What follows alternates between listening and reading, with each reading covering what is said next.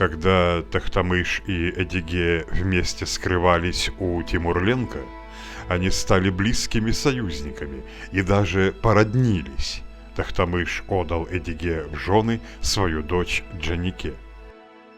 Однако союз Эдиге с Тохтамышем оказался непрочен. Их последующая вражда закончилась гибелью Тохтамыша, а сыновья Тохтамыша мстили Эдиге за смерть отца.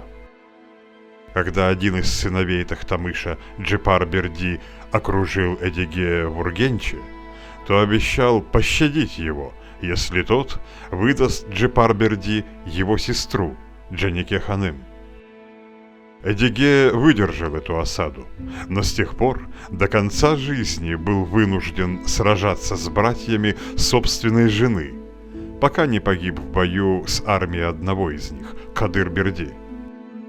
Следует отметить, что примерно за 20 лет до этой последней схватки Эдиге хотел истребить сыновей Тохтамыша, в том числе и Кадыр-Берди, но Джанике в тот раз спасла малолетнего брата, укрыв его в Крыму.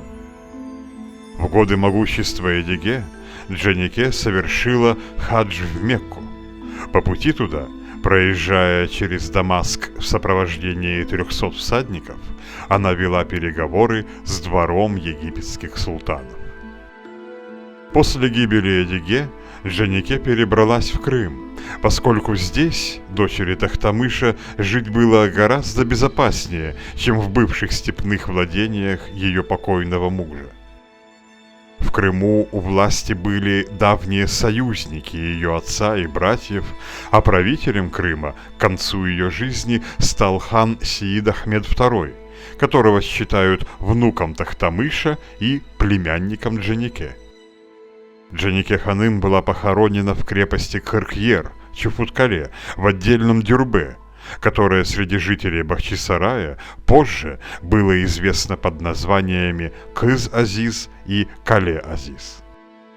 Надпись на плите, что раньше помещалась над входом в дюрбе, сообщает: «Гробница великой царицы Джанике-ханым, дочери великого хакана Тохтамыша, скончавшейся в месяц Рамазане 841, то есть в феврале-марте 1438 года».